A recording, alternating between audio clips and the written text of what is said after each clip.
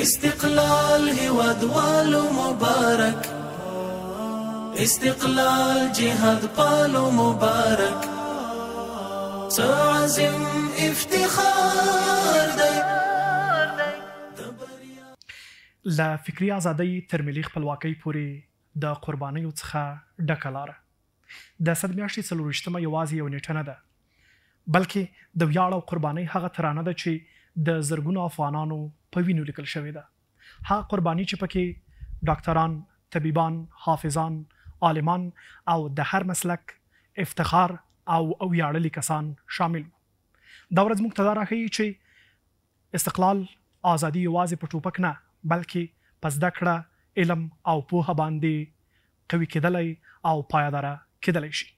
قدرمنو هیوادوالو، ازادي هغه کلمه ده چې موږ ته دا راښیي چې تل باید د استقلال او خپلواکۍ لپاره زده کړې وکړو.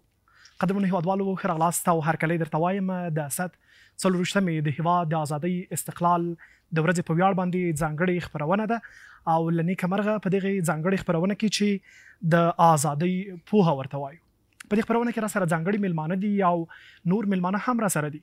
وړاندې له دې چې د میلمنو په لور باندې ولاړ شم، دا باید ووایم چې ازادي د هر افغان هیله وه. ازادي د هر افغان لپاره په وینو لاسته راغلې ده، لیکن د قلم او همداشان د ښوونې او روزنې پر مټ باندې به پالل کېږي. قدرمنو هیوادوالو، د ښوونې او روزنې د ازادۍ او استقلال ترمنځ د اړیکې د څېړلو لپاره را سره په بحث کې درانه میلمانه هر یو ښاغلی استاد باز محمد رحیمي چې د فکر، روزنې او پوهې د خپرونې په ډګر کې کلونه خدمت کړی دی او همداشان را سره د زندانونو چارو د پوهنې او بیا روزنې رئیس حافظ مولوي نظر محمد ناصري صاحب دی. له دوی سره به د ښوونې او روزنې په تړاو باندې همداشان د ازادۍ په تړاو خبرې اترې کوو. پیل له ښاغلي استاد څخه کوم. ښاغلی استاد، لومړی خو ښه راغلاست او هرکلی درته وایم دغې ځانګړې خپرونې ته، او غواړم خپرونه په دې راپیل کړم چې ستاسو تعریف له ازادۍ نه څه دی؟ د ازادۍ او زده کړو ترمنځ څومره کلکه او درنه اړیکه موجوده ده؟ بسم الله الرحمن الرحيم. الحمد لله وكفى وسلام على عباده الذين اصطفى، وبعد. قال الله تعالى في محكم تنزيله: أعوذ بالله من الشيطان الرجيم.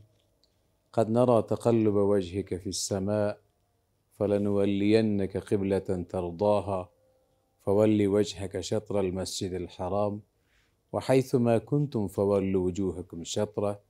الآية. جواب جان لمړي سلام لرم تاسو ته او محترم مولوي صاحب ته، همدارنګه د ملي تلویزیون محترم معاون صاحب چې تشریف لري، همدارنګه د پروګرام محترمو همکارانو او حاضرینو، ټولو میلمنو، ځوانانو او د مدارسو او مکاتبو ټول شاګردان چې درته راټول سوي دي، په ټوله کې هیوادوالو ته سلام لرم. لومړی اجازه راکړئ چې د دې ورځ په مناسبت ټول هیوادوالو ته مبارکي وړاندې کړم. په ځانګړې توګه بیا هغه مشران ته چې د دغه انقلاب مشرتابه په غاړه درلوده او په ډېر بریالیتوب سره دی ترسره کړ، او ورسره د اسلامي امارت اتل مجاهدینو ته چې دی خپل د وینو په بدل د ویاړ یې را په برخه کړه، او اوس افغانستان لله الحمد په یو آزاد فضا کې ژوند کوي او مسلمانان په افغانستان کې په رښتینې ډول د ازادی خوند اخلي. بالکل. آنچه که ارتباط دارد در میان آزادی و معارف و تعلیم و تربیت که شما در سوالتان گنجانیده بودین، بله، در بین علم، فهم، تعلیم و تربیت و در بین فکر آزادی یک رابطه بسیار تنگاتنگی وجود دارد. ما زمانی به اهمیت آزادی و زمانی به اهمیت استقلالیت میفهمیم که ما این از نظر علمی و اکادمیکش به صورت واقعی فرا گرفته باشیم و اساتید بزرگوار برمان اهمیت و ارزش آزادی را گفته باشد.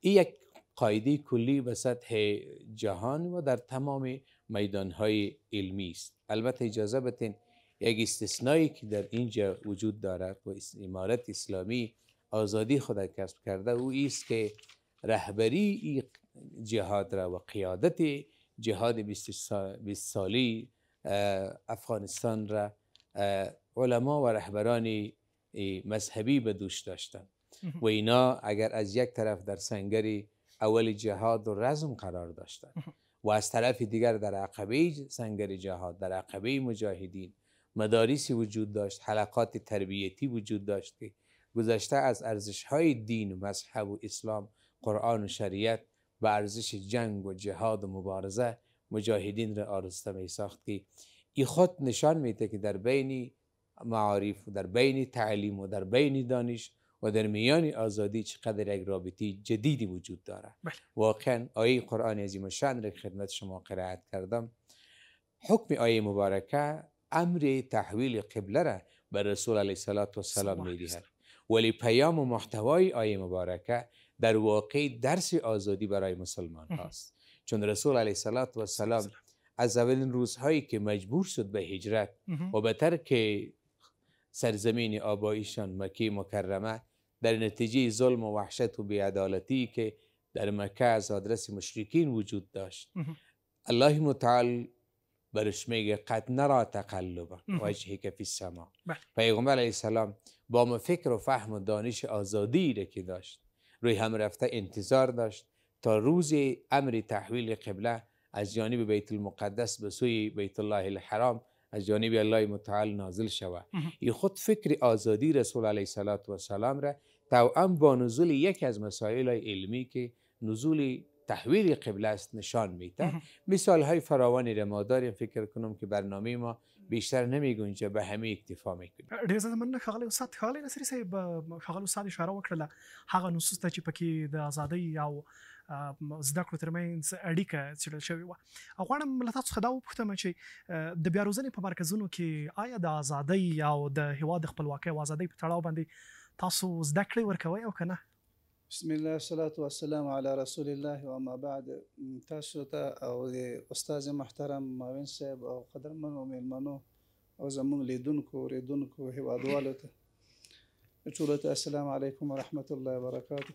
علیکم السلام ورحمت الله. مننه تاسو نه چې موږ مو راوستلو، زموږ غږ تر ولس رسوئ د هغه چا د تربیې او د اصلاح لپاره، د هغه خلکو لپاره چې ازادي سلب شوي او د هغو لپاره د ازادۍ د برنامو او د خپل د ولس هغه ستر ارمان او هیله چې زموږ د ډیرو ځوانانو ځوانۍ ورته خاورې شوې او ډېرې میندې نن هم کړېږي او ډېر یتیمان اوس هم بې پلاره راته ګرځي. بالکل. او زموږ ټوکړي ټوکړي بدنونه، زموږ هغه قربانۍ، زموږ د ملګرو هغه سوي بدنونه، لله الحمد چې هغه ټولو نتیجه نن موږ وینو. بالکل. چې وروسته له 45 کالو موږ نن د ازادۍ ورځ واقعا لمانځو. بالکل. ازادي او علم دا دواړه سره تړلي دي. بهترینه اسوه دی موږ لپاره رسول الله صلی الله علیه وسلم. موږ که فکر وکړو رسول الله صلی الله علیه وسلم د ابو جهل د فرعونیت نه، د هغه د عبادت نه، د هغه د ظلم نه، د خپل ولس او د ملت او د امت د نجات لپاره 14 کاله مبارزه وکړه. بالکل. دا ډیره لویه مبارزه ده. موږ خپل رسول الله صلی الله علیه وسلم او موږ خپل صحابه کرام را یاد چې هغوی د ابو جهل نه ازادي اخیستل، نو څونه درنې قربانۍ ورکړي. بالکل. څه حالات نه و چې پې تېر شو. تاریخ د صحابه ټولو ته واضح ده. نو موږ د رسول الله صلی الله علیه وسلم له زندګۍ نه دا معلوموو چې زموږ خوږ پیغمبر، رحیم و کریم پیغمبر صلی الله علیه وسلم 14 کاله صحابه د ازادۍ د اخیستلو، د ازادۍ د ساتلو او امت د ظالمانو نه د نجات ورکولو لپاره خپل معسکر ورته جوړ کړ. مکه د ازادۍ د درس لپاره مدرسه جوړه کړه. بالکل. داسې مدرسه وه چې داسې ځوانان یې پکې وروزل چې هغه په شاتلون کې نه و. هغوی به د قادسیې میدان کې د هرقل د اوښانو سره مقابلې وکړي. هغوی داسې ځوانان شوله چې بیا به په میدان کې ودرېدل، ویلې به یې زه د 1000 نفرو لپاره کفایت کوم. هغه یې داسې خلک وروزل چې مختلف روایات دي او مستنده خبر ده چې صحابه کرامو تعداد د 15,000 و او د هرقل د لښکر تعداد له 2 لکو نیولې. بیا اختلاف د روایاتو د تاریخ پوهان پوهیږي. بل داسې لښکر سره مخ کول، به داسې لښکر د ازادۍ په معنا او مفهوم باندې پوه ک چې امیر المؤمنین عمر بن خطاب رضی الله عنه ته خطر لګي چې موږ د هرقل سره په جنگ کې مخ خط کېږدي وای کومک راولېږه. هغه خط کېږدي او صحابه وته دی الله نصرت ته منتظر اوس. بالکل هغه داسې وروزل چې الله په واقعي معنا سره زړونو ته عقیده ورکوزه کړله. بالکل هغه داسې ځوانان به ترې نه جوړ شوله چې قیصر و کسرا یې فتح کړه. زمونږ ویاړلي رهبریت، زمونږ د افتخار ډکو مشرانو موږ داسې وروزلو، زمونږ ټوله یې داسې وروزه چې نن لله الحمد افغانستان د نړۍ لپاره مثال ګرځي. نن د نړۍ کفار موږ او تاسو په خوا داسې د نږدې نه د ازادۍ په مفهوم صرف د موږ د ځان لپاره ویلې، خو یقین وکوئ چې نن کوم خلک افغانستان ته راځي د کفار راځي، که تاسو له دوی نه پوښتنه وکړئ هغه هم د موږ د ازادۍ په انتظار. بالکل هغوی هم وایي که دا استکبار دغه مغرور امریکا دلته نه وای په ګونډو شوي نو موږ به نور ځورولو. بالکل نو موږ وایو چې ازادي زموږ تاریخ ثابته کړه، د ازادۍ او د پوهې قیمت زموږ ځوانانو نړۍ ته ثابت کړه. بالکل د ازادۍ قیمت فدایانو ثابت کړه. بالکل د ازادۍ قیمت هغه ځوانانو ثابت کړه چې دښمن سره د شپې لیزري کلشینکوفونه او لیزري تیاري ورسره وي، له پاسه نه د شپې دوربینونه درلودل، خو زموږ ځوانانو بیا هم د اور لمبو ته ځان وړاندې کړ، د هغه په سینه یې خنجر کېښود او هغه یې له حرکته وغورځوه په ګونډو یې. دغه ځوانانو زه وایم زموږ لپاره بهترینه زموږ مجاهدین دي، ژوندي خلک دي، په سترګو یې وینو، په چپینټو درته ولاړ دي. بالکل معسکرات مو ډک دي. که ازادۍ پوښتنه کېږي زموږ ځوانان دي وګوري، که ازادۍ په کتاب کې کتل غواړي زموږ ځوانان مطالعه کوي. بالکل چې څنګه قرباني وي. زموږ مشران چې نن په وزارتونو کې ناست دي چې هغه د ګوانتانامو غوندې وحشي زندانونه یې تیر کړ، د ازادۍ درس باید له دوی نه زده شي. بالکل راشي او دا درسونه د ځوانان له دوی نه ووایي، کینې د ځوانان او د دوی نه هغه څه زده کړي چې دوی نړۍ ته وښودله چې موږ ازادي په کوم قیمت اخلو. بالکل نو بهترینه خبرداره چې موږ د رسول الله صلی الله علیه وسلم د صحابه رانیولې تر د امارت اسلامي تر مجاهدینو پورې چې دا 20 کاله کې کوم قرباني ورکړل شوې، کوم مقاومت، کوم مبارزه او مجاهده وشوه، ژوندي خلک، ژوندی تاریخ، ژوندي انسانان، ژوندی کتاب مخې ته پروت ده. د دغو کتل دوته لیدل دا د ازادۍ فهم موږ ته راکوي. بالکل. ښاغلی ناصري صاحب غواړم چې بیا هم پوښتنې ته یو ځل بیا راوګرځم. په هغه مرکزونو کې چې موږ ورته د بیا روزنې مرکزونه وایو، د ازادۍ په تړاو باندې درسونه څنګه د دوی سره مرسته کولی شي چې د ژوند یا د آزاده ژوند یو بله موقع ورکړل شي؟ بلې و د هغې په تړاو به داسې درته ووایم چې دغه زم چې نن هم درته راغلی یم او دغه چای مو چې د اوبه مې چې وشکلی دی په خاطر چې نن ټوله ورځ موږ زندانیانو سره په دې تېره کړه چې دوی ازادي څنګه وروښیو. بالکل هغه داسې ده چې د ازادۍ ستر لارښود هغه اسلام د الله کتاب. بالکل چې بندگان د بندگانو له ازادۍ راباسي، بندگان ته هغه لار وښیي. د قرآن دومره معجز کتاب دی، زه 10 کلن حافظ د قرآن یم ماشاءالله ولله الحمد.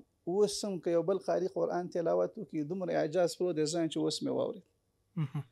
نن مم چې کوم آیات زندانیانو ته وویل، الله عز وجل په دا قرآن کې موږ ته فرمایي اعوذ بالله من الشیطان الرجیم یا ایها الناس قد جاءكم موعظة من ربكم وشفاء لما في الصدور وهدى ورحمة للمؤمنين قل بفضل الله وبرحمته فبذلك فليفرحوا. دا آیات زما مخکې په ما مسجد کې یو بل قاری تلاوت کې په جمعې مانځه کې ما داسې فکر کوم چې اوس مې واورېد. بالکل ځکه دا مفهوم ته چې ګوري الله عز وجل ټول انسانیت ته وایي چې پام کوئ، ګورئ، متوجه شئ. داسې کلام مې درلېږلی چې د تاسو لپاره پکې شفا ده هغه چې تاسو په سینو کې یعنی زړونو ته مو شفا ورکوي رحمت ده د تاسو لپاره ده هدایت کتاب ده بالکل مونږ وایو چې مسلمانان په عموم کې ټول انسانانو نه خطا کوي بالکل مونږ زندانیانو ته چې که زندانیان نن خطا درنه وشوه د امارت اسلامي زندانونه دا د اصلاح مراکز دي د علم مراکز دي بالکل د توبې مراکز دي د باندې د الله خپه کړی راشه الله خوشحاله د باندې دی یو ناوړه کسب وکړو عمل دی وکړه او داسې کار دی وکړو چې بل مسلمان ته تکلیف ورسوي بالکل نن راشه ځان په قرآن پوه کړه په څنګ کې مو ورته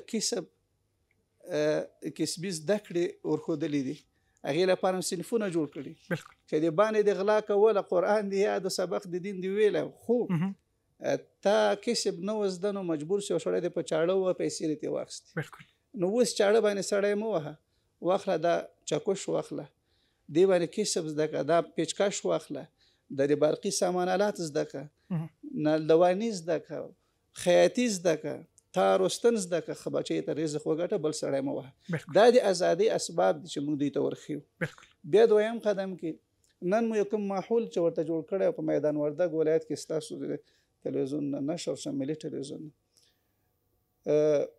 د زندانیانو او د آزادو خلکو ترمنځ موږ د والیبال سیالۍ ترسره چې دوی ته د زندانیانو ته وښیو چې د ازادي څومره قیمت لري بالکل ستاسو ازادي موقته سلب شوې ده خو د ازادي په څه شي باندې بیرته حاصله په اصلاح باندې بالکل ځکه زموږ زندانونو مقصد دا ده چې زنداني اصلاح شو کور ته دې بیا څه پېکو توبه یې وویستله بیا جرم نه کوي خو بس کیسه خلاصه بالکل حتی ما ته هغه تېر ورځ چا راته وویل تاسو دا ولې داسې وایئ چې زندانونه موږ د علم مراکز کوي وایي داسې مه ووایه مجرمین به بیا غاوي راشي راځي جرمونه به کوي مالې په وحشت هدایت نه راځي که په وحشت هدایت راتللی دا 45 کال افغانانو نه نوکونه په پل چرخي کې وویستل شو بالکل دا تاریخ تېر شو ژوندي ښخ شولو دا موږ تاسو مشران چا ښخ کړه چېرته ښخ شول ولې ژوندي ښخ شول دغه د وحشت ځای و خو نن د علم ځای ده بالکل هیڅوک په تاریخ کې نړۍ کې نشي ثابتولی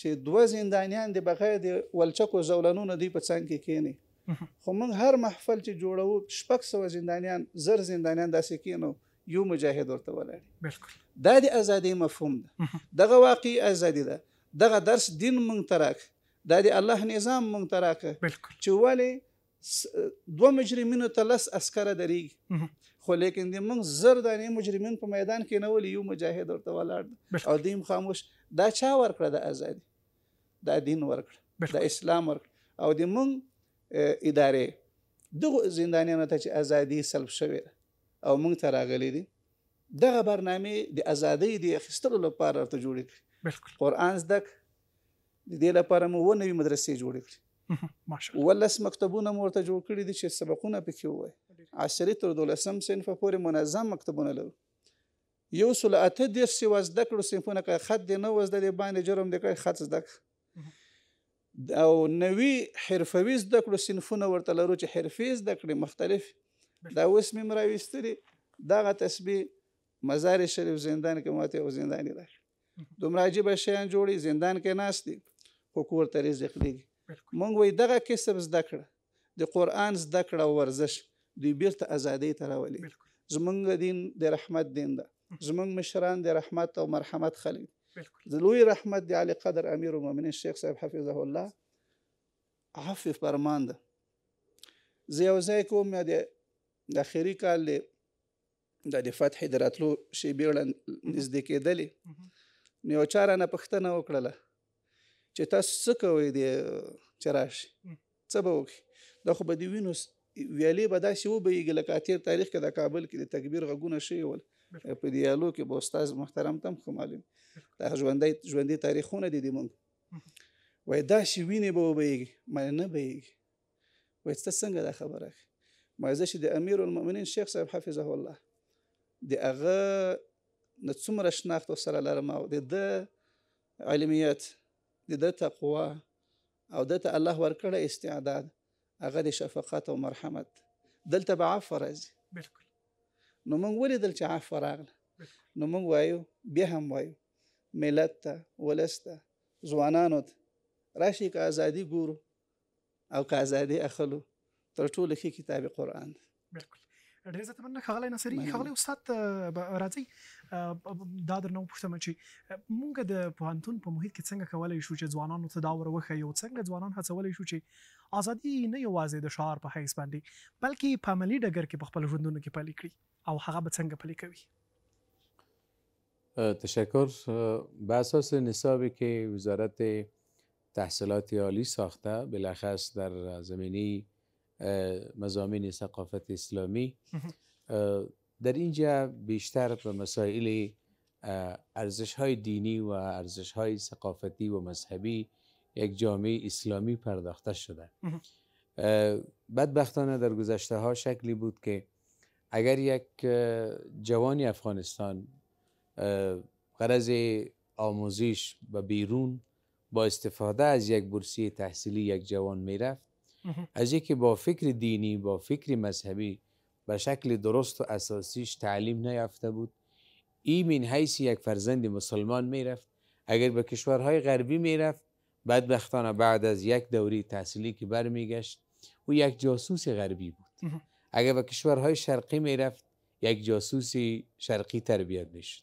میامد در اینجا از این خاک، آب، هوا، وطن، کشور، سرزمین، ارزشها استفاده میکرد، اما خدماتش، منافعش برمیگشت به کشورهای بیرون. این سبب انقلابات و تحولات بزرگ شد که بدبختانه افغانستان به بیشتر از نیم قرن است که درگیر جنگ هست. وزارت تحصیلات عالی با توجه به این نکات مهم در زمینه نصاب جدیدی را که ساختن در اینجا به بسا مسائلی پرداختن که واقعا فکر آزادی را برای جوانای نسل جدیدمان میده. یک جوان در پهلوی ازی که این میرود حقوق علوم سیاسی میخوانه، میره روابط بین الملل میخوانه، میره کامپیوتر ساینس میخوانه یا ژورنالیسم میخوانه یا اقتصاد میخوانه، در پهلوی از این درس های از ارزش های دینی را یاد میگیره و میفهمه که واقعا ارزش اصیل انسانی در همین نهفته است. لذا این درس هایی است که در پوهنتون ها داده میشه و توسط اساتید محترم ثقافت اسلامی درس ذهنی، درس فکری و درس عقیدتی برای جوانان و محصلین و دانشجوهای پوهنتون های مختلف داده میشه. این خود یک نوید است.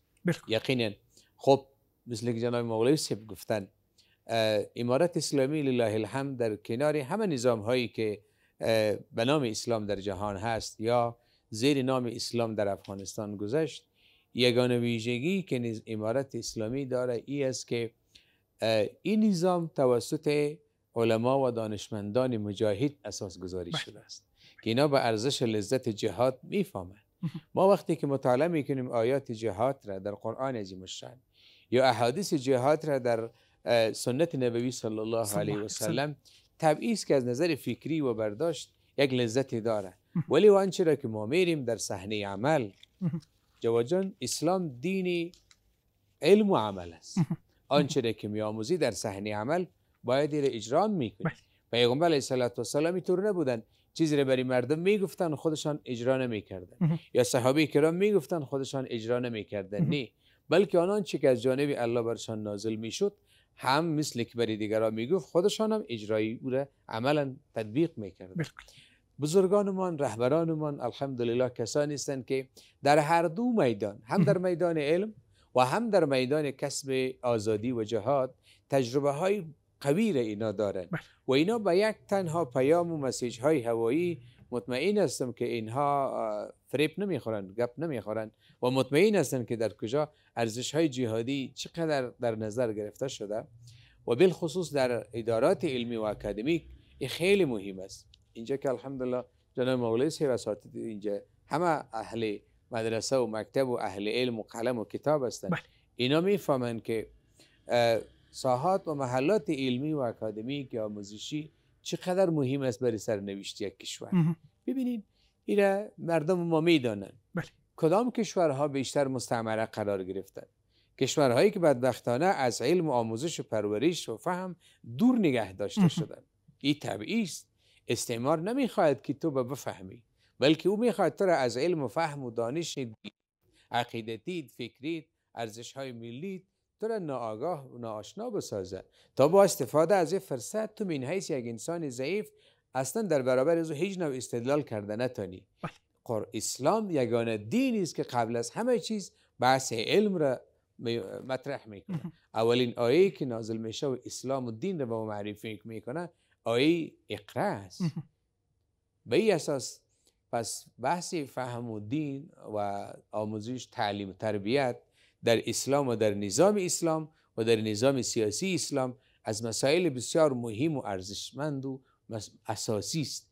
لذا در پوهنتون ها و دیگر سازمان های علمی و آموزشی و خاطر از که این آزادی با کدام قربانی به دست آمد، فوق‌العاده برنامه های وجود داره و در نصاب وزارت تحصیلات عالی که مجددا ساخته شده در هر عرصه به این نکته توجه خاصی شده و روی هم رفته در هر مورد برای محصلین، برای دانشجویان تأکید می شود بالای حفظ ارزش های اسلامی و بالای ای که چطور ما بتانیم درس آزادی را ما حفظ بکنیم. ما اینجا می خواهیم یک چیز مستقیما برای جوانان عزیزمان که از مدارس و پوهنتون ها و مکاتب و دارالعلوم ها آمدن و برای همه هموطنان عزیزی را ما بگوییم که شرایط موجود شکلی است که ما یک وقت درس می خواندیم، بالاترین آرزوی ما این بود که در یک مسجد جامع بریم خطیب شویم، یک 15 20 30 40 طالب علم تدریس بکنیم. هدف بزرگان ما همین چنین بود، ولی شرایط فعلا شکل دیگری هست. امروز استعمار بسیار قوی حرکت کرده. دشمنان دین و اسلام بسیار به سطح جهانی و سیستماتیک میخوان ارزش‌های دینی اسلامی و اعتقادی را از سرزمین ها و از جوامع اسلامی بردارند. پس چطور میتونیم ما در پهلویی که یک طالب علم هستیم، در پهلویی که یک شاگرد یک مکتب هستیم، در پهلویی که محصل یک پوهنتون هستیم و علم را میآموزیم، بحث حفظ ارزش‌های دینی را چطور ما در ذهنمان تلقین بکنیم؟ این در صورتی است که جوانان عزیزمان از امروز این برداشت داشته باشند اگر در یک دستشان کتاب است، در یک دست دیگرشان باید یک اسلحه نظامی باید بوده باشه.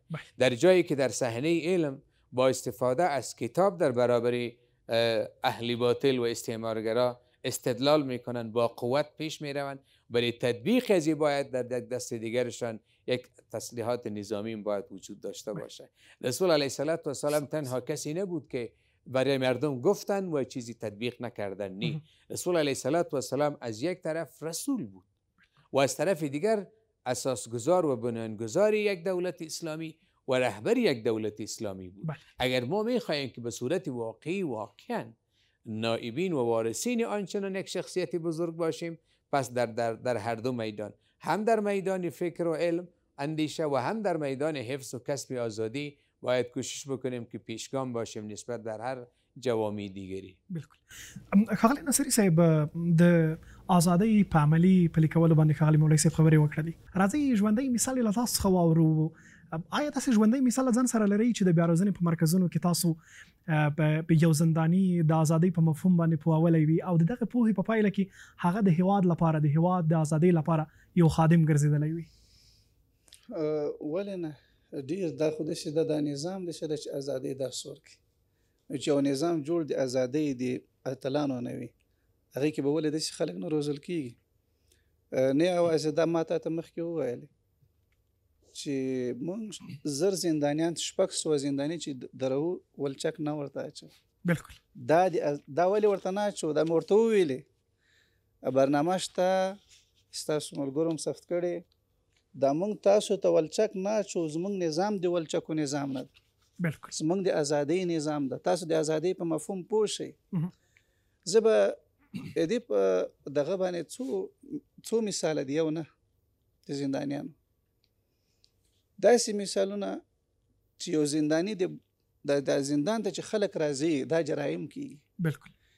دا داسې وړې خبرې هم نه دي چې وایي سړی جرم وکړو او سړی چای واخیست غلا یې که نه. دلته بانډونه دي، خلک یې ګروګان نیولي دي، دا یې دوی غلامانو حیثیت لري، دا ساتي ځان سره، دا یې هغه په اصطلاح باندې د خپل تاثیر لاندې راوستلي. دوی د هغو خلکو نه حرکت نشي کولی. دا خپل پلار حتی قرباني کولی شي، دا خپله کورنۍ قرباني کولی شي، هر څه کوي، پلار نه تیر ده، کورنۍ نه تیر ده، خو موږ دوی پوهولي. څنګه مو پوه کړل؟ داسې مو پوه کړل چې داسې خلک مجرمین چې له خپل پلار نه لرې شوي وو، جرایمو کې ککړ ول او مجرمینو سره ګرځېدل. دا چې کله زموږ لاسته راغی نو موږ 8 میاشتې وروسته یې د پلار پیدا کړ. پلار مو چې راوغوښته چې کله راغی، ما هغه ملګرو ته ویلی چې کله پلار راغی ما ته یې راولئ. وایي صحیح ده. چې راغی نو زه دفتر کې وم، دا پلار یې دونه په چیغو وژاړلې. ما دې کاکا مه ژاړه، موږ هسې هم زړونه نازکه دي، ته چې دونه ژاړې زموږ له سترګو هم اوښکې درته ځي. او ولاړلې حقیقتا چې اوس سپین ږیری درته ژاړي نو تا به څنګه زړه طاقت وکړي. او دا زموږ اداره داسې اداره ده چې 20 کاله مو خپله نورو ملګرو ته، انډیوالانو ته، کورنۍ غړو ته په زندانونو کې ژړلي دي چې دا بندي شوی، ها بندي شوی، دا پولي چرخي محبسونو کې نورو کې. اوس د خلکو ژړا ته غوږ ږدو چې هغه زنداني ژاړي. ولې ژاړي؟ سپین ږیری کاکا ولې ژاړي؟ مخکې له دې چې موږ ته د جواب راکړي او چیغه یې کړه یا الله زه ستا شکر ادا کوم، هغه دعا چې ما غوښتلې وه چې الله اسلامي نظام راولي، هغه اسلامي نظام د ما زوی راته وروزه. زه تا نه راضي یم، ته د ما نه راضي شي، تا د ما دعا قبوله کړه، ربه ستا لرې د حمد و ثنا وي. کاکا ولې داسې خبرې کوي؟ کېناستې وایي د ما زوی دغسې بانډ والا ورانه بوت، ما ته یې کنځا کول، ما ته به یې سپک ویل، ما خبره یې نه منله. اوس چې راغلم د اسلامي نظام زمونږ د شهداو د وینو، زمونږ د غازیانو د قربانیو په برکت د راغلي نظام داسې راته روزله چې د ما ږیره یې مچ کړه، لاسونه یې راته مچ کړل. وایي چې پلاره ما ته پخوا درته متوجه نه وم، ته خو د ما پلار یې. یعنې دا یوه نه ده چې زه درته وایم، یو مثال نه، یو کس نه، ځکه قصې ته شروع کړم د تاسو برنامه کېدی شي پرې خلاصه شي. موږ روزانه وینو، موږ د ازادۍ درس ورکوو، موږ زندانیانو ته ووایو چې راووځئ، مه راځئ زندانونو ته. دا حالاتو داسې راغلي وو، غربي کفري نظامونو د صلیبي یلغلګرو او د هغوی د وحشي درندګانو او د هغوی د لاوډ سپیکرو هغه رسنیو، هغه سریالونو چې دلته خلکو ته بدماشیانې ورښودلې، دلته خلکو ته وژنې په توپنچو ویشتلو فلمونه ورښودل، دغسې وو استاده که نه و؟ دا فلمونه د ځوانانو د روزنې لپاره و چې داسې وحشي جوړ کړي. هغه اثرات لا پاتې. انشاءالله موږ بیا هم خپل ولس ته ډاډ ورکړو چې انشاءالله اسلامي نظام د رحمت وزرې خورې کړي، د شهیدانو وینو دلته خپل برکت ښکاره کړی او دا برکتونه به نور هم خپرېږي. او دغه ولس به یو وخت داسې راځي انشاءالله چې زموږ زندانونه به خالي، دلته به خالق اصلاح وي، د اسلامي نظام برکتونه به ټولو ځای ته رسېدلي. موږ اوس په داسې یو حالت کې قرار لرو چې نظام مو نوی ده، تازه راغلی، کار ورته پکار ده، دا ځوانان روزل غواړي. زه والله کله ډېر سخت خفه کېږم، ډېر سخت خفه کېږم چې ځوانانو ته ډیره توجه باید زمونږ استادانو کې، زمونږ د مکتب استادان باید متوجه شي، دوی خپل حق ادا کړي. یا دې نه کوي استازي په کور دې کښېني، او که استازي کوي د استازۍ حق دې ادا کړي، هلکان دې اصلاح کړي. اصلاح په استاز راځي. رسول الله صلی الله علیه وسلم استاز و، صحابه یې شاګردانو څنګه یې وروزل، زمونږ استازان ول څنګه یې وروزلو، زمونږ امیران و څنګه یې وروزلو. څنګه استاد چې ته په مکتب کې ناست یو شاګرد نشې روزلی، ته څنګه استاد یې؟ زه څنګه پوهنتون یم، زه څنګه درس یم چې شاګرد مې د ما نه لرې تللی، ولې رانه ځې، ولې دې بل شوي؟ زه څنګه مسلمان یم چې ایمان مې په الله شته، زما لپاره اسوه حسنه رسول الله صلی الله علیه وسلم ده. زه هم بیا د سریالونو شکلونه جوړوم. زه وایم موږ نه دا چې دا بیلګه وړاندې کوو، بیلګې وړاندې کوو چې موږ خلک روزلي. او که تاسو وایي راځئ یو ورځ به داسې ماحول جوړ کړو چې موږ به دغه موږ سره د روزنې لاندې خلک در باندې ووینو چې څنګه روزل شوي دي، څنګه اصلاح شوي دي. دا به د اسلامي نظام دغه لوی نعمت او د دې برکت دغه ده چې موږ خپل ولس هغه چې ازادي مو نن ناست یو ورته ورکړې ده، دا ولس به په ازادۍ کې ساتو. دلته د دوی ازادي څوک اخیستلی نه شي، لله الحمد. ما درته وویل دا به د هغه ظالمانو له پنجو نه هم راباسو. دلته زموږ امنیتي ځواکونه شپه ورځ ستړي ستومانه پسې ګرځي او دا بانډونه یې نیولي دي. اوس موږ وینو پخوا جرایم اوس جرایمو کې ډېر فرق راغلی، ډېر کمښت راغلی د ازادۍ په برکت، د اسلامي نظام په برکت. بیا هم درته وایم چې انشاءالله راتلونکي ځوانان به مو داسې نه وي چې بیا به زندانو ته راځي. ښاغلی استاد، د نصاب ترڅنګ د پوهنتون په محیط کې د ملي شعور او ازادۍ د فهم لپاره نور کوم ګامونه اخیستل کېدلی شي؟ یکی از مضامینی که تحت عنوان ثقافت اسلامی در پوهنتون‌ها، چی پوهنتون‌های اماراتی و چی پوهنتون‌های خصوصی تدریس میشه، به نام تربیه فکری است. و این تربیه فکری در واقع زاده یک تهاجم فکری است.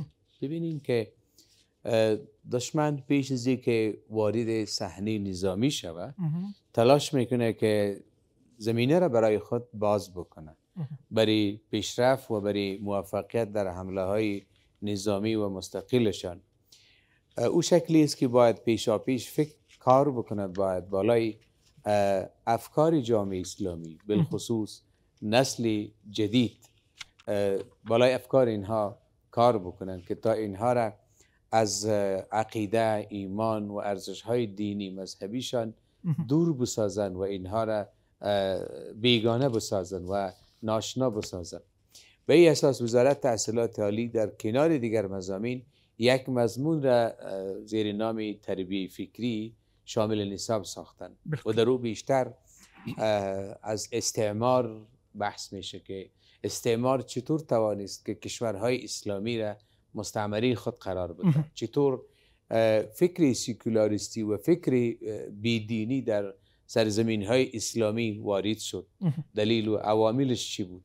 ما امیدوار هستم که انشاءالله با استفاده از این فرصت جوانان عزیزمان و در کل هموطنان عزیزمان ایره بفهمند که استعمار به خاطر رسیدن به اهدافش که همانا اشغال سرزمین ها، افکار و اندیشه های اسلامی هست، از انواع وسایل و ابزارها استفاده کرد که برخی او برمیگرده به وسایل بیرونی یا عوامل بیرونی که ارتباط میگیره به تصمیم کشورهای غربی، تصمیم کشورهای غیر اسلامی که اینها اتحادیه هایی را تشکیل دادن که با شما شاهد مثلا حضور ناتو بودیم در افغانستان.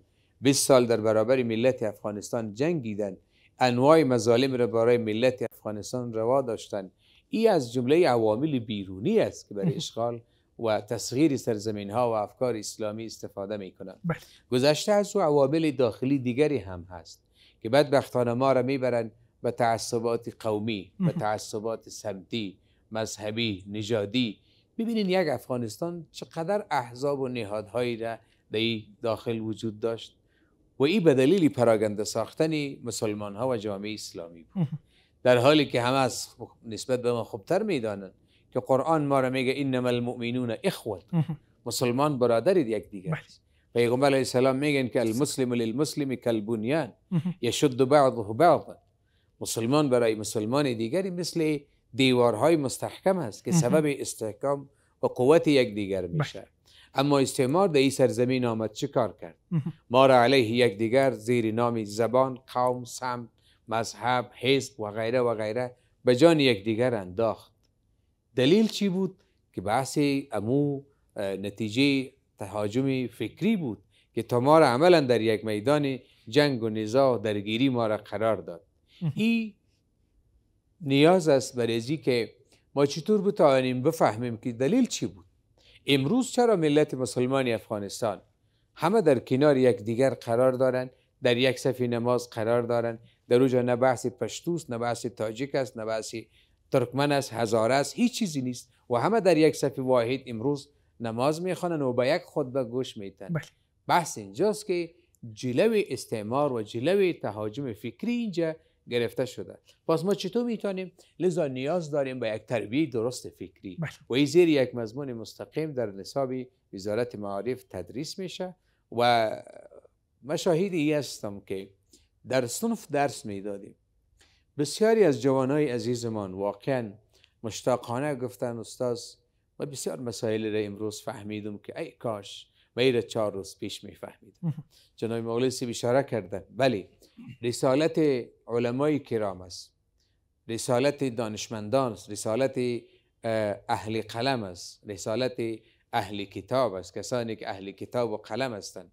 اینا باید کوشش بکنن که امروز مجاهدین دیروز و شهدا با قیمت جانشان نظام اسلامی را در سرزمین حاکم کردن. حالا چطور ما بتانیم از این آزادی درست ما حفاظت بکنیم؟ این رسالت اگر یک طرف برمیگرده برای امرای من در داخل نظام و در امارت اسلامی، از طرف دیگری برمیگرده به آحاد ملت ما در داخل افغانستان. هر کی به سهم خودش به خاطر حفاظت از این آزادی و این ارزش بزرگ و افتخار بزرگ باید کاری بکنه. علمای کرام در منبر و محراب، اساتید بزرگوار در صنوف و در درس و در تدریس، متنفذین من در میان تجمعات مردمی و در کل جوانان عزیزمان، من حیث یک جوانی که جوانی را الله متعال یک نعمت بسیار بزرگ قرار داده. رسول علیه السلام برای جوانها فوق‌العاده ارزش قائل شدند.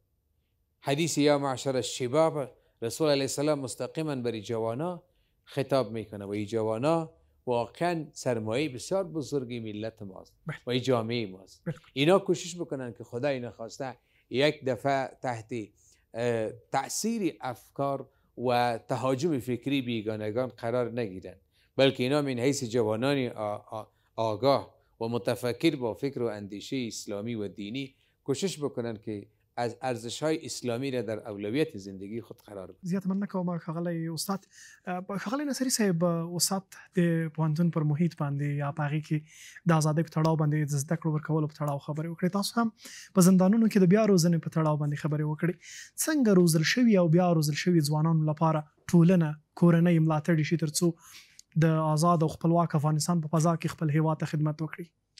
بله، الله دې خیر وکړي. استاد ته ښې توصیې ځوانانو ته درلودلې او موږ ته یې در ټولو ته چې باید موږ متوجه اوسو په فتنو دور کې ډېرې غټې فتنې دي، خصوصا د ځوانانو لپاره.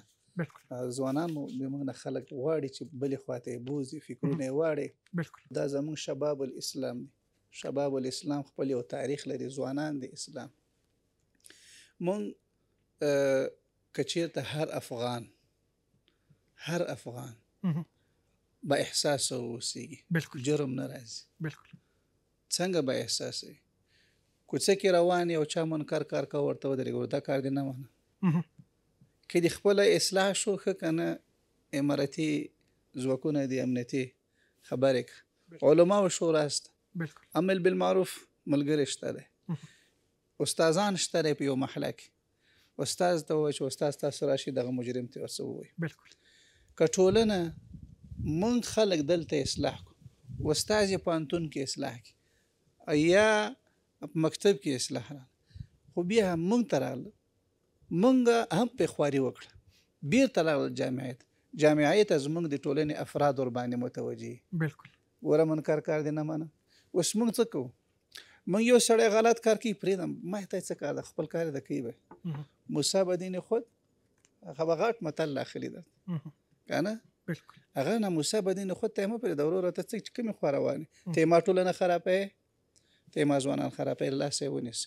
که هر افغان، هر غرور، د هرې کوڅې مشر، د هر کور مشر او د هرې محلې مشر، د ګذر مشر خپل حاکمیت واقعا حاکمیت کی او دا مسئولیت په دا باندې درکړي چې دغه سړی له زندان نه راووته، اصلاح شوی ده، ګوره ته اصلاح یې وه.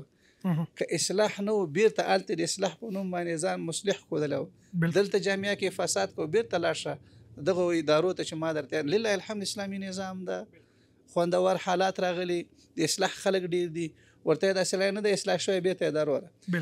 زه دې په خاطر وایم چې الحمدلله موږ دا ولس کې دا وړتیا شته. حتی تر دې پورې یو سپین سرې مور ما ته راغله، وایي ګوره زه تا ته راغلی، د ما بچی په کوڅه کې هلکان بېلارې کوي دا راته اصلاح که بالکل له څوټه یې نیولې دغسې راته راوستې ده وای دې وسپین سرې ښځې ته خو داسې راغلي د څوټه د سړی نیولې ته خو موږ قانون لرو اصول لرو لاړ عریضه وکړه بیا دا وای ما تا ته راوسې زه د ته نو ته په شو خدای دې ته په شو آخرت دی او د ما د زوی اصلاح ګوره دغسې خلک پکار دي بالکل که موږ دغسې اوسېږو لکه دغه سپین سرې مور ما دستي واخیسته د اصلاح مرکز ته م داخل کړه مالې اوس نو لاړه شه موږ د بچی واخیسته خدایي مسؤلیت ما ادا کړه خو ته م لاړه شه هغه ځای ته عریضه وکړه سړي ته مې مخکې له مخکې ټلیفون وکړو دا سپین سرې مور درځي او ځا کې حوزې مجاهدین شته عریضه یې واخیستله د دغه بچی موږ ته معرفي کړي چې اصولي شي بالکل نو زه که زموږ هر وګړی او د هر یو مسؤول د کورنۍ مسؤول کوڅې مسؤول محلې مسؤول ګذر مسؤول دغسې خپلې ټولنې ته متوجه شي اصلاح زر راځي فتنې ختمیږي او هغه فتنې چې کفار او صلیبي کفار اوسني عصر کې د موږ ځوانانو ته جوړې کړي ځوانان به محفوظ شي بالکل ډېر زیاته مننه کوم ښاغلی ناصري د علم ښوونې او روزنې د کاروان لارویان را سره خپرونه کې دي راځئ د دوی په لور باندې به ولاړ شو له دوی نه به پوښتنې راواخلو دوی هم ممکن له تاسو او ښاغلي استاد څخه پوښتنې ولري راځو د ګډونوالو په لور باندې زموږ د ساوند برخې همکاران هم چمتو دي چې تر دوی پورې مایک ورسوي زموږ میلمانه که څوک پوښتنه لري کولی شي خپل لاسونه جګ کړي له هغوی څخه به پوښتنه راخلو همکارانو په هغه دوهم قطار کې زموږ ورور دی د هغې پوښتنه به راواخلو روز استقلال را به کافه ملت‌های جهان تبریک و تهنیت عرض می‌دارم. البته عبدالغفار غفارزاده هستم محصل پانتون کابل. سوال ما راجع به استاد است که به طور خلاصه بعضی بحث‌های داشتن.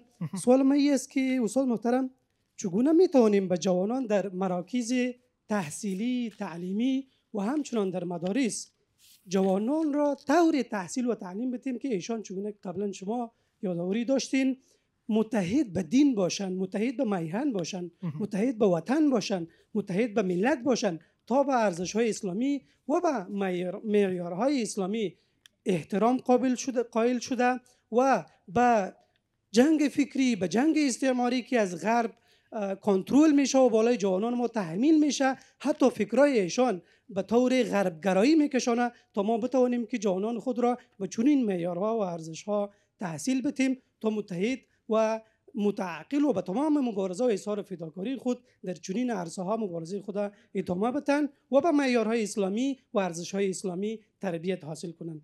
ډېر زیات مننه ښاغلی غفارزاده. تشکر جناب غفارزاده صاحب. ببینین مثل که شما در جریان هستین امارت اسلامی افغانستان برای هر یکی از وزارتخانه ها ریاست های دعوت ارشاد و ریاست های امر بالمعروف و نهی از منکر را فعال کردند و اونا فوق العاده با داشتن تشکیلات مشخصی به خاطر نیازمندی موضوع در تمام مدارس، پوانتون ها و حلقات تعلیمی تربیتی نماینده های خود انتخاب کردند و اونجا بحث دعوت و ارشاد از طریق آنها برای جوانان عزیز و شاگردان مراکز تعلیمی تربیتی بالاخص پوانتون ها داده میشه. این یک روش بسیار خوب و یک روش بسیار مؤثر و یک روش بسیار مفید است و در خود پوانتون ها آمریت های دعوت ارشاد فعال است و اونجا اکثر علمای کرام و اساتید بزرگوار و شخصیت های و جوانای نخبه‌ای که در باب دعوت و ارشاد اسلامی تجربه و اندوخته های بلندی دارن اینها روی هم رفته کار میکنن با توجه به همو پلان و پالیسی که دارن مطابق به همو تقسیم اوقاتشان نشست های را با مؤثرین و نشست و کنفرانس ها و سمینار ها را راه اندازی میکنن که این یک امید است برای ما و شما که انشالله جوانانی که بعد از این از درب دانشگاه ها و پوانتون ها وارد جامعه میشن و با جامعه تقدیم میشن اینا از نظر فکری، از نظر ذهنی و از نظر یعنی پابندیشان به دین و ارزش های دینی نسبت به او جوان هایی که در گذشته ها بود و امیدوار هستم که هموطنان عزیزمان به این خفه نشن. یک جوانی که در پهلویش یک دختر 14 و 15 ساله بود و کنار هم میشیشتن و مصروف آموزش پرورش بودن و این جوانی که امروز در یک محیط کاملا آزاد و مستقل برای خودشان اختصاص یافته و در پهلوی مضامین اساسیشان اینها به آموزش های فکری تربیت داده میشن. طبیعی است که در آینده ها انشاءالله امیدی است که اینها جوانایی بوده باشند که این فکر را انتقال بتن برای خانوادهایشان به جامعهشان. یک راه بسیار معقول و مناسبی است. و از طرف دیگر عرض کنم خدمت شما که در دین ما رسول علیه السلام میگه که الا کلکم راع و کلکم مسئول عن رعیته. هر کی مسئولیت داره. استاد بزرگوار در داخل صنف تدریسیش زحمت خود میکشه. در پهلوی ازی که مضامین اساسی را بره در اذهان جوانان تزریق بکنن و با تربیت فکریشان و بالای اصلاح فکریشان میکوشه، تلاش میکنن. ولی در پهلوی استاد بزرگوار پدر بزرگوارشان مسئولیت دارن، مثل که جناب مولای صاحب گفتن، وکیل صاحب محترم گذر، ملک محترم قریه، امام صاحب محترم مسجد، اینا مسئولیت دارن. من مطمئن هستم که در صورتی که ما در یک تبانی مشترک و هماهنگی واحد میان مؤسسات تعلیمی تحصیلی و تربیتی و منبر و محراب ما هماهنگی بکنیم و در پهلویش وکیل گذر و مستفید قوم و رئیس خانه در این ذهنیت و در این فکر خود شریک بسازد، انشالله مطمئن هستیم که جوانانمان با فکر سالم تربیت میشن و به جامعه تقدیم میشن و آینده های روشنی را انشالله به جامعهشان انتقال میتن. ډیر زیاته مننه. زه بیا هم د ګډون کوونکو په لور باندې راځو. په لومړي قطار کې زموږ د ورور پوښتنه راخلو. لومړی به ځان راوپېژنې، وروسته به خپله پوښتنه مطرح کړي. السلام علیکم ورحمت الله وبرکاته. وعلیکم هیله السلام. مند یم چې درنه میلمانه به روغ او جوړ د صحت په لباس ملبس وي. ډیر مننه. قاري صاحب سلیم الدین تسل د جامعه محمدیه شاګرد یم. غواړم د استاد څخه په بخښنې سره یوه لنډه پوښتنه لرم، هغه دا چې د وطن د پالنې د پیاوړتیا لپاره په درسي نصاب کې تر ټولو مهم بدلون څه دی او کوم دی؟ بالکل. راځو ښاغلی استاد د دوی د پوښتنې د ځواب په لور باندې مهرباني. تسل صاحب تشکر از شما. گفته که شاگرد و طالب علم مدرسه محمدیه هستی. مرم یک مرتبه بردی به دوره ای که در سن سال تو بودم و با شکم گشنه درس میخواندیم. در یاد دارم که ما نان خشک را که داخل بوجی انداخته بودیم و او تاسیده بود و ما به اصلاح او وقت چنی ما نبود، ما نان خشک یک هفته را خوردیم. این بسیار فرصت خوب از تسل صاحب و شما بسیار جوانای نیکبخت هستین، سعید هستین که ما وقتی که درس خواندیم با چالش ها روبرو شدیم از دوره جهاد امارت اولی شروع تا به امروز. ولی شما نیکبخت هستین که برای شما فرصت خوب مساعد است. کوشش بکنین که دیگر در عرصه خودتان انشالله برای تقویه فکر و آرمان شهدا تلاش بکنیم. حالا ای که چه تبدیلی هایی و چه تغییری در نصاب وارد شده که نشان میدهد که واقعا ما به سمت مثبت روان هستیم. جناب تسل صاحبی را متنان ما میفهمند که ما و شما ارگان های مختلفی را داریم، ادارات مختلفی را داریم که رسما مسئولیت دارند برای تعلیم و تربیت جامعه. از یک طرف وزارت محترم معارف است، از طرف دیگه وزارت محترم تحصیلات عالی است و از یک جهت وزارت محترم ارشاد حج و اوقاف است که اینا یک ریاست تربیت و تعلیم دارند و ریاست امور قراست که برای تعلیم ناظره، حفظ، قاعده، تجوید و تعلیمات ابتدایی دینی را مسئولیت دارند. اینا هستند که من زیادتر در بخش وزارت معارف در جریان نیستم، ولی آنچه که ارتباط میگیره در عرصه وزارت تحصیلات عالی، ما قبلا هم خدمت شما عرض کردم که نصاب مضامین ثقافت اسلامی بسیار به صورت درست ساخته شده.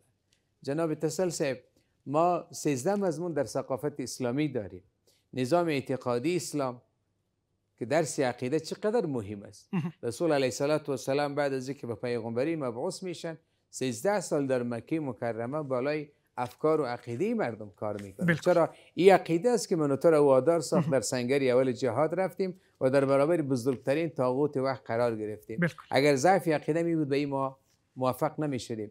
همچنان نظام عبادتی است، نظام اخلاقی است، نظام اجتماعی است، نظام سیاسی است، نظام اقتصادی است. این همه نظام‌هایی است که ارتباط داره برای اصلاح افراد جامعه و ساختار یک جامعه با فکر و اندوخته‌های درست اسلامی ډیره مننه که این حساب ها ساخته شده. انشالله ډیره این مننه. یک تغییر بسیار مثبت است انشالله برای آینده های کشور ما. ډېر زیاته مننه ښاغلی استاد. بیا هم په ګډونوال به پوښتنه لري. راځو د لومړي خطر کې د ورور په لور باندې چې څه پوښتنه لري او له چا څخه غواړي پوښتنه وکړي. سمیر رحمان رحمانی هستم از یک تن از محصلین پوهنتون کابل. سوالم از جناب استاد است که گفتیم که جوانان باید همیشه وقت همواره درس بخوانند و به بهترین شکل خود را آماده بسازند. پس همه زعمای ما و بزرگای ما چی کار انجام دادن به خاطر یک انگیزه کاری؟ به خاطر از این محصلین و متعلمین باید انگیزه کاری باشه که یا به مو انگیزه درس بخوانند و کار خود را پیش برند، علاوه بر از که انگیزه دینی داره و نیت اخلاص ده به خاطر خواندن قرآن عظیمشان و یا علوم دینی یا به خاطر الله متعال شاید بخوانند، اما انگیزه کاری که داشته باشه به خاطر اینمی انگیزه چی کار کرده؟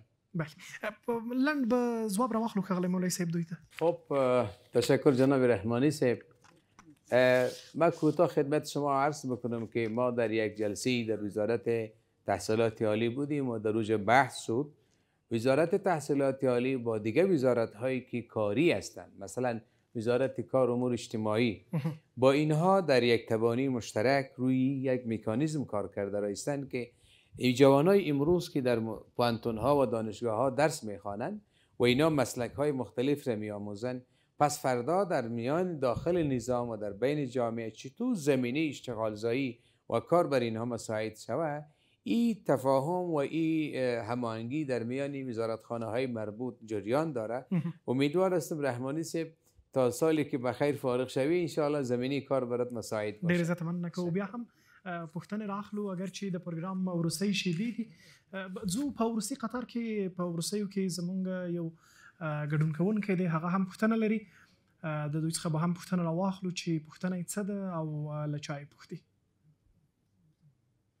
بسم الله الرحمن الرحیم. در تاسو د مخه سلامونه ګران مېلمنو ته وړاندې کوم. زه احمد زیان د سلام پوهنتون او د ابراهیم خلیل الله د مدرسې زده کوونکی یم. ماشاءالله. ما د رئیس صاحب څخه دا غوښتنه د آیا د مهارت زده کړه کولی شي چې په ناسم مسیر د تللو مخه ونیسي؟ بلې په هغه وخت کې کولی شي چې یو سړی مهارت زده نه وي او غلا ته لاړ شي، جرم ته راشي. سړی جرا اوس ته ولې لاړلې؟ ولا بل قسم مې نه و، زه سبق ما نه وویلی، مکتب و مدرسه ما نه وویلې، ښه نو څه مې کړي و، پیسې مې په کار نه پیدا کړې، سړی په چاقو ووه. نو موږ به دلته کسب وروښیو، دی به یو کسب زده کړي، د باندې دکان خلاص کړي او ډېر داسې شوي. اوس هم چې لا موږ بعضې ملګري ځي بازار ته خپل بندیان ګوري چې هلته یو کسب باندې اخته وي، دعا هم کوي. بالکل. وایي ښه دی کسب مو زده کړی. ولې نه؟ دنیا کې دوه شیان دي، اسلامي نظام دوه دانې ذمهواریانې لري قوي. څونه انبیا چې راغلي دي دوی دوه کاره کړی، یو د خلکو عقیده او دویم د خلکو معاد. دوی د زندګۍ غم هم خوړلی، داسې نه چې یوازې موږ شپه ورځ دې ته خلک کینو چې راځئ کینې. حتی د عمر رضی الله عنه قول دا سړی په مسجد کې وویل لکه د اسمانه خو څه نه ورېږي، خو ځکه نه یو کاروبار وکړه. بالکل. کسب او کاروبار د موږ تاسو لپاره پیدا ده، موږ د کسب لپاره پیدا یو، موږ به کسب هم کوو، عقیده به هم ساتو. د عقیدې په وخت کې عقیده، د کسب په وخت کې کسب. حتی تر دې پورې که موږ ما خپله شخصا یو وخت ما یو کسب زده کوو د ډلیوري، او چا ته ته د کسب څه کوي، خو امارت اسلامي را روان ده، کلار به پکې یو ځای کې یو شی به درکوي، ته نه څه کوې دا کسب زده کوې. یعنې ما ورته ویل که امارت اسلامي راغی او ما ته ویل چې ته بس نه در کوم درته بیا څه کوې، خو دا کسب به زده کړم، کتاب مې زده ده، کسب هم زده کړم، کسب مې زده کړه الحمدلله. نو موږ تاسې ځوانان باید داسې نه شو چې قلار کښېنو. بالکل. کسب ذکر درته وایم مهمه ده. زه راووتلم له محبس نه. بالکل. د ایران نه یو هیئت راغلی، که تاسو لیدلي الحمدلله الله موږ ته داسې نظام راکړی چې د هر افغان پوښتنه کېږي. بالکل. د هغه ځای نه موږ زندانیانو انتقال شروع. دغه هیئت مې راغلی او ما ته هغه موږ رئیس صاحب عمومي الحاج مولوي محمد یوسف مستري صاحب مشفق رهبر د دې موږ هغه راته وویل چې عاجل دغه تحفې راوړه چې د هیئت ته یې ورکړه. بالکل زه دومره وګرځېدلم په دې مابس باندې دا چا چې جوړول کول د چا 10 شاګردان د چا 15 شاګردان دي چې دا قابونه جوړوي، پیالې جوړوي، موټر جوړوي. نو بیرته چې راووتلم د تحفې خو مې راواخیستلې و ټولو خرڅې کړې وې. وایي مونږ خو دې ویل رئیس صاحب مخکې به دې ویلو چې ساتلې خو خرڅې کړلې. ګوره کسب زده زندان د خوب ځای ده. زندان کې څه دی؟ زندان کې کاروبار شته، د باندې خلک وایي کاروبار نشته، لیکن هلته چې کاسب ده، حرفه زده ده، 10 شاګردان لري، 10 وړو کورونو ته ډوډۍ ځي. بالکل.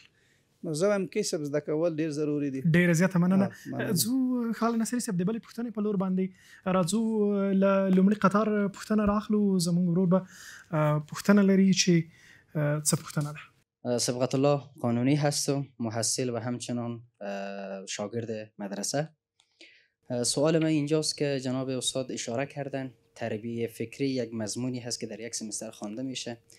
آیا شما مطمئن هستین که یک کتاب در یک سمستر تاثیرگذار است با وجود این که حدود 20 سال تهاجم فکری بود، انواع فکرها و انواع احزابها بالای فکرهای مردم هجوم کردن و هر نوع خواسته هایی که داشتن به اجرا در آوردن؟ آیا شما مطمئن هستین که یک کتابی که در یک سمستر خوانده میشه تاثیر بسزایی داشته باشه؟ ډیره مننه. راځو ساعت دوی پوښتنې د ځواب په لور باندې. جناب قانونی صاحب، شما میفهمین که مدارس، مکاتب و پوهنتون‌های مراکز آموزشی است، مراکز تعلیمی است. خب در سطح مدرسه تا اندازه ثانویه و 12 و در سطح دانشگاه ها تا به سطح علمی اکادمیکش است. این محلات تربیتی نیست، محلات آموزشی و تعلیمی است. اما در پهلوی از این که وزارت تحصیلات عالی یک مضمونی را زیر نام تربیت فکری فعال ساخته و شامل نصاب ساخته و این در داخل سن به صورت علمی و اکادمیکش توسط اکادمیسین ها و شخصیت های علمی برای جوانایی که تحصیل یافته هستند و اینا فردا فارغ می شوند، می روند به جامعهشان، طبعا موثریت های خود در بین جامعه می داشته باشند. این برای این نسل است و ما این تضمین نمی کند مثلا که جامعه ما به طور کل بتوانند با توجه به آموخته های در زمینه از پوهنتون ها گرفتن دیگه از نظر فکری کاملا مطمئن، آرام و آراسته هستند، دیگه تمام مشکلات به اصطلاح فکری ما حل است. اینطور نیست. ما گذشته از این داریم، دیگه گفتیم کارگان های است، مراکزی است، جریان های تعلیمی تربیتی هست که در جهت ترزیق و تقویه ارزش های فکری و دین اسلامی در بین اذهان جامعه ما و شما فعالانه کار میکنند که مثلا مساجد ما که در محلات ما هست، اماما و خطبای ما راجع به این مسائل بیشتر کار میکنن. وقتی که هماهنگی میشه و این داخل یک سیستم، یک پلان درستتر ساخته شود و به صورت اساسیش این به اذهان جامعه انتقال پیدا کنه، جناب قانونی صاحب ما مطمئن هستیم و امیدوار هستیم برای نتایج های مثبت آیندهش. ډېر مننه ښاغلی استاد. په دې هیله چې قانوني صاحب خپل ځواب اخیستی وي. بیا هم ځو د اډینس په لور باندې چې ځو د هغه ورور په لور باندې چې په دریم قطار کې دی چې پوښتنه یې راخلو. السلام علیکم و رحمت الله و برکاته. این جانب محمد موسی روان نظری هستم، فارغ التحصیل تعلیمات اسلامی پنجه شریعت پوهنتون کابل. سوال ما درباره تعلیم و تربیت جوانان و تحصیل جوانان است. استاد گرامی، بزرگترین چالش در تربیت دوباره جوانان چیست؟ راځو د دې ځواب په لوري ښاغلی استاد. جناب روان نظری صاحب او ښاغلی استاد که په لنډه کې ورته ځواب ورکړي ځکه وخت مو ډېر کم دی. بزرگترین چالش بدبختانه ما بگیم که عدم علاقمندی جوانان به تعلیم است. یعنی در گذشته ها به جناب مولوی صاحب معلوم است ما شاید در بسیار کشورها نقاط دور و سرزمین های دیگری رفتیم، سفر کردیم، انواعی از مشکلات را تحمل کردیم، عشق تحصیل در ذهن ما بود. ولی امروز تمام شرایط، اسباب، امکانات، وسایل برای نسل جدید ما، برای جوانان ما مساعد است، اما همت فراگیری تعلیم و تحصیل در درون جوانانمان بسیار ضعیف است. این یک مشکلی بسیار بزرگ است. ډیره زیاته مننه استاد. زه بیا هم پوښتنه راخلو په لومړي قطار کې زمونږ ورور دی، له دې څخه به پوښتنه راواخلو چې پوښتنه یې څه ده. السلام علیکم ورحمت الله وبرکاته. وعلیکم السلام. ښاغلی نقیب الله طالب العلم فی جامعة المحمدیه او د حقوقو پوهنځي محصل، ماشاءالله. زما پوښتنه دا ده ستاسو درانه حضور ته پوهنتونونه د ازادۍ ارزښت څنګه ورزده کوي؟ ډېرې مننې سره. بالکل. فکر کوم چې استاد دغه پوښتنه به موږ ځواب کړې وي او که به څه پاتې وي په ځواب کې. ډېر ځوان ده انشاءالله. بالکل. ګوره ځوانه، الحمدلله نن سبا چې موږ تاسو په پوهنتونونو کې چې کوم اساتذه لرو، دې فوقالعاده د یو سیستم لاندې د وزارت تحصیلات عالي د خوا نه معرفي کېږي پوهنتونونو ته. دوی داسې استادان نه دي چې ته وایې چې د دین او د مذهب په ارزښتونو باندې نه پوهېږي، یا حد اقل د اسلامي امارت د 20 کلن د دورې د جهاد په اهدافو او ارزښتونو باندې نه ده پوه. اوسني زموږ تاسو استادان الحمدلله هغه استادان دي چې په اسلامي فکره باندې روزل شوي دي او دوی غواړي دغه اسلامي فکره تر نورو پورې ورسوي. دا یوه لویه هیله ده او یو لویه امید ده موږ تاسو ته انشاءالله. امیدوارم چې په مقابل موږ تاسو ورته مثبت نظر وکړو. بالکل. ښاغلی استاد راځئ بحث به راټول کړو، ځکه د خپرونې د پای شیبې دي چې پیغام به مو هیوادوالو ته څه وي د ازادۍ په پار باندې د ښوونې او روزنې د اړیکې له ازادۍ سره. خب ما بارهای را شنیدیم که یک وقت مردم میگفت که هیچ چیز نباشه امنیت باشه، ولی امروز الحمدلله هم امنیت است و هم هر چیز است به صورتی که ما قناعت داشته باشیم. بالکل. پیام برای هموطنان عزیز است که این آزادی به لطف و پروردگار مساعد شده، در نتیجه قربانی شهدای امارت اسلامی به دست ما آمده. هر یک ما کوشش بکنیم که نیت یک مجاهد استشهادی را داشته باشیم. بالکل. از این آزادی و از این نعمت بزرگ الهی به حد پاسداری بکنیم که حتی اگر به قیمت جانمون تمام میشه. ډېره زیاته مننه کوم. ښاغلی ناصري صاحب، ستاسو پیغام به هم ولرو د ګډون کوونکو لپاره او د هیوادوالو لپاره. هیوادوال او ګډون کوونکي خو د الله عز وجل دغه ځوانان او د موږ د مدارسو د مکاتبو د پوهنتونونو ځوانان، الله دې زیرک او الله دې په دوی کې استعدادونه پیدا کړي. بالکل. ګوره، یو استعداد، یو علم حاصلول، علم حاصلول په دې نیت باندې نه چې زه به سبا ته یو 2 روپۍ تنخواه اخلم، دا دی که په دې نیت باندې وکړو علم دې هلاک. او بدبختانه چې نن سبا رواج داسې جوړ شوی دی چې بس چند تنخواه ده دا میشه که ما شغله شروع کړي. نه، دا نه، که علم دی د علم صفت حاصل که الله به صلاحیت درکې واچي.